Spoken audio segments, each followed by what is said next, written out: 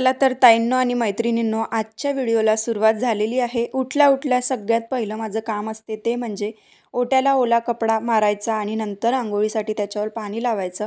त्यानंतरचं जे काम असते ते म्हणजे अंगणाची साफसफाई। इथे बघितलं असेल तुम्ही की लाईट लावावा लागला, कारण अंधार हा भरपूर होता। 5:45चा हा टायमिंग होता, तरी पण झाडू मारतपर्यंत ना छान असं उजाडलं होतं। नंतर झाडू मारला, लगेच छान असं पाणी टाकून घेतलं। इतकं प्रसन्न वाटते ना या टायमाला की खूप। हॅलो नमस्कार, मी मोनिका, स्मिता आणि रिधीची मम्मा या यूट्यूब चॅनलमध्ये तुम्हा सर्वांचे अगदी मनापासून स्वागत करत आहे। तर आत्ता बरोबर वाजलेले आहे 7 आणि मी आलेली आहे किचनमध्ये, कारण सकाळचं जे आवरून झालं त्याच्यानंतर स्वतःला आवरला। तर आता ना एक छान ग्लासभर पाणी पिते, साधं आरोचं, आणि त्यानंतर आपल्या रुटीनला परत सुरुवात करते। तर ना तुळशीला छान असं पाणी घालून घेतलं, कारण तुळशी ना आता उन्हाळा लागल्यामुळे खूप सोकल्यासारखी दिसत आहे। तरी पण इतकी सोकलेली तुळशी पण हिरवेगार त्याला पानं फुटत आहे, हेच मला इथे शेअर करायचं होतं सकाळच्या वेळेला। आणि त्याच्यानंतरनं स्मितू वगैरे उठला, प्लस मी आपलं घेतलं आहे रुटीनला। तर सगळ्यात आधी फ्रीजमध्ये जेवढं काही आपलं प्रिपरेशन असते करून ठेवलेलं स्वयंपाकाचं, ते मी बाहेर काढून घेते एकाच वेळी। दूध असो किंवा मग कुठलं भाजीचं किंवा मग रात्रीचं काही शिल्लक असते आपण आतमध्ये ठेवतो फ्रीजमध्ये, ते सगळं मी एकाच वेळी बाहेर काढून घेते ओट्यावर।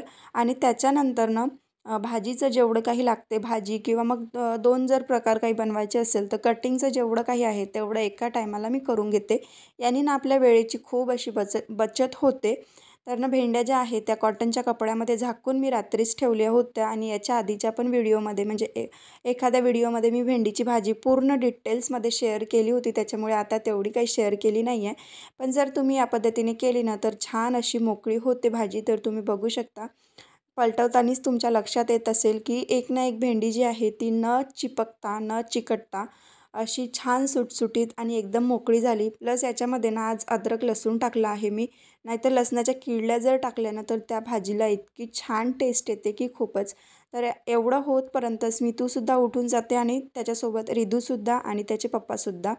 तर ना त्यांच्यासाठी ठेवलेला आहे चहा, कारण त्यांचं असं असते की फ्रेश झाल्याबरोबर पहिले चहा हा पाहिजेच। बाकी कुठल्या कामाची अट नाही आहे, पण चहा हा त्यांना जसं फ्रेश झाले, ब्रश वगैरे झालं की चहा पाहिजेच, नाही तर खूप असं आमच्या घरातनं सकाळी सकाळी आरडाओरड असतो। म्हणून मी एका साईडला ना भाजी फोडणी दिली आणि लगेचच चहा वगैरे करून घेतला। चहा घ्या। Good morning. Good morning. तू चहा पित नाही? पिते ना। कुठे गेली आपली वाटी? हाय पिल्लू, गुड मॉर्निंग पिल्लू। गुड मॉर्निंग छोरे। पिल्लूची शेकली। तर चाय वगैरे घेतला आणि त्याच्यानंतर बॅक टू आपल्या रुटीनला। तर स्मितूसाठी आता ठेवलेलं आहे पाणी, कारण त्याचं पण ब्रश, दूध ह्या सगळ्या गोष्टी सुरूच आहे, एकामागे एक। हे सकाळची गडबड सगळ्यांच्याच घरात असते, आणि शाळेत जाणारे मुलं असले ना की आणखीनच त्यांच्यासाठी एक काळजी असते की त्यांचं सगळं काही वेळेत झालं पाहिजे। प्लस रिधूला बरं नाही आहे ना, त्याच्यामुळे ना तो थोडासा डिस्टर्ब होता, त्याच्या डोळ्यातून वगैरे पाणी थोडंसं गळत आहे। तर त्याला आजच हॉस्पिटलला पण न्यायचं आहे, म्हणून ना कामं जे आहे ते थोडेसे फास्ट करत आहे। तर इथे ना स्मितू वगैरे गेला स्कूलमध्ये, त्याच्यानंतर लागल्या हाताने मी पूजा करून घेतली, नाही तर ही ना सगळ्यात शेवटी होते, मग ते बरं नाही वाटत। फुलं जे आहे ते नंतर वाहणार। आणि आत्ता घेतलेला आहे मी ओटा वगैरे क्लीन करायसाठी, कारण ह्या टायमाला ओटा क्लीन केला ना की खूप छान वाटते। वरण भाताचा कुकर जो आहे तो मी सगळ्यात लास्टमध्ये लावते, आपल्या रिधूला छान असं गरम गरम वरण भात मिळो याच्यासाठी। कारण या टायमाला जर केलं ना तर दुपारच्या 11-12पर्यंत ते पूर्णपणे थंड होऊन जाते।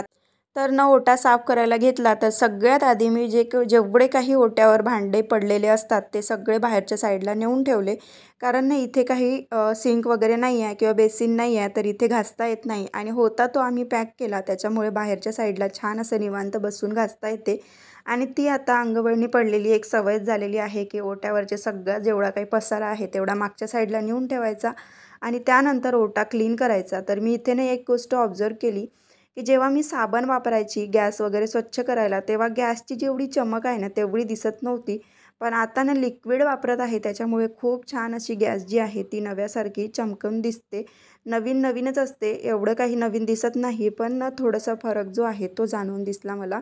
ओटा वगैरे स्वच्छ केला आणि त्याच्यानंतर घेतली आहे मी फ्रीज पुसायसाठी। आणि नेहमी मी काय करते, ओटा ज्याने स्वच्छ करते तोच जो कपडा असतो छान साबणाच्या फेसाने तयार झालेला तो कपडा असतो, त्यांनी एक हात फ्रीजला मारलं की जास्त मेहनत करायचं काम पडत नाही आणि तेवढं पुसून झालं की लगेच त्याला कोरडा कपडा मारते, जेणेकरून जेवढं काही पाण्याचे ओल्या कपड्याचे जे डाग असते ना ते पूर्ण निघून जाते. ह्या छोट्या छोट्या गोष्टीकडे जर आपण लक्ष दिलं तर आपलं घर हे नेहमी प्रसन्न राहते. प्लस घरातला जेवढा काही एकूण एक व्यक्ती आहे तो सुद्धा प्रसन्न राहतो. ह्या छोट्या छोट्या गोष्टी जरी आपल्याला वाटत असेल की याच्यामुळे कुठे आपल्याला पॉझिटिव्हिटी येत असेल, पण ह्याच खूप साऱ्या गोष्टी अशा असतात की याच्यामुळेच आपल्या मनावर खूप पॉझिटिव्ह वाईब्स तयार होत असते. तर तेवढं झालं, बाहेरचं सगळं काही करून घेतलं, झाडू पोछासुद्धा झाला. नंतर मी भांडे घासले आणि आत्ता फक्त पुसायचं राहिलं होतं ते माझं हे सगळं ड्रेसिंग टेबल आणि हे जे असते ना छोट्या छोट्या ज्या गोष्टी समोरच्या रूममध्ये वगैरे आहेत त्या, तर ह्या सगळ्या मी पुसून घेते. रोजच्या रोज फक्त ड्रेसिंग टेबल आणि फ्रीज पुसते, बाकीचं असलं नसलं तरी तेवढं पुसायची आवश्यकता वाटत नाही. तर फक्त आता ना इथे ड्रेसिंग टेबल पुसून घेत आहे, कारण मुलांचं इथे असं गोंधळ चालू असतो ना आता. दोघांनाही सवय आहे, स्मितूच्या पप्पाला आणि स्मितूला. हातावर पावडर घेऊन असं पूर्ण थप्पा मारायचा आणि त्याच्यानंतर चेहऱ्याला लावायचा. तर स्मितूकडे जर दुर्लक्ष केलं ना तर तो पूर्ण तिथे सांडवून ठेवतो, पूर्ण खराब करतो आणि तो जो नाही पुसला रोज तर ना सगळे कामं झाल्यावर एक त्या रूममध्ये ना वेगळाच निस्तेजपणा वाटतो. त्याच्यासाठी मला आता ती अंगवळणी पडलेली एक सवय आहे. त्यानंतरनं म्हटलं समोरच्या रूममध्ये फक्त कपाट आणि टी व्ही आहे तेही छान असं पुसून घेते, नाही तर या रूममधलं तेवढं काही पुसायची आवश्यकता वाटत नाही. कारण इथे फक्त बसण्यासाठी आपला सिटिंग एरिया फक्त एवढंच असतो की जेवण करायचं, टी व्ही बघायची आणि तिकडे जाऊन आराम करायचा. आणि सगळा जो काही गोंधळ असतो ना त्याच रूममध्ये दिवसभर असतो. फक्त रात्रीचा आणि सकाळच्या जेवणाच्या वेळी हे रूम आम्ही यूज करत असतो आणि टी व्ही जेव्हा बघतो तेव्हा. तर तेवढं सगळं काही आतमधलं तर उरकलं. आता ते बारी आहे ती म्हणजे बाहेरच्या कामाची. तर इथे ना एक झाडू मारून घेते. सकाळी तर मी बाहेरचं जेव्हा झाडते ना तेव्हा इथलं पण झाडते, पण आतमधलं झाडू पोछे जेव्हा करते तर इथे पण असं वाटते की कचरा आहे, त्याच्यामुळे एक वर झाडू मारला की आणखी बरं वाटते. त्याच्यानंतर मी पाणी टाकून घेते. पाणी टाकल्याशिवाय माझं जे काम आहे ते मला पूर्ण झाल्यासारखं वाटत नाही. तुम्हीही व्हिडिओमध्ये बघत असेल की कसं कसं आहे ते. आणि ना पायदान ज्या आहेत त्या मी रोज छान अशा वाळू घालून घेते, पण आता ही धुवायची होती त्याच्यासाठी बाहेरच ठेवली. एक नवीन होती ती आतमध्ये टाकली पाय पुसायसाठी. झाडू पोछा होतपर्यंत पायदान जी आहे ती उन्हामध्ये वाढते आणि नंतर झाडू पोछा झाल्यावर मी तिथल्या तिथे पाय पुसायसाठी ठेवून देते, जेणेकरून ना त्या छान ओल्या जर असेल तर कळकळीत वाळून जातात. तर ना सकाळपासून माझं समोरच्या गेटपासून तर मागच्या पूर्ण ह्या कोपऱ्यापर्यंत जे काही काम आहे ते आटोपलं. प्लस कपडे वगैरे आता धुवून घेते आणि सगळे काही मग माझे कामं जे आहेत ते झालेले असणार. तर ना आत्ता बरोबर 11 वाजायला 5 मिनटं बाकी आहे आणि बरोबर 11ला माझे काम फिनिश झाले. फक्त आता कुकर लावायचा आहे रिदूसाठी ना. मी सगळ्यात शेवटी कुकर लावत असते, म्हणजे तो आता अर्धा पाऊण तासात कुकर होऊन थंड होते. तर अशा हिशोबाने लावते त्याला. 12पर्यंत मी जेवायला देते आणि सकाळचं तर त्याला नाश्त्यामध्ये दूध वगैरे देत असते. तर आजचं जे रुटीन आहे ते कसं वाटलं कमेंट करून नक्की सांगा. व्हिडिओ जर आवडला असेल तर व्हिडिओला लाईक करा, शेअर करा आणि चॅनलवर नवीन असाल तर नक्की सबस्क्राईब करा. पुन्हा भेटू उद्याच्या अशाच एका छानशा व्लॉगसोबत. तोपर्यंत सर्वांना बाय बाय. श्री स्वामी समर्थ.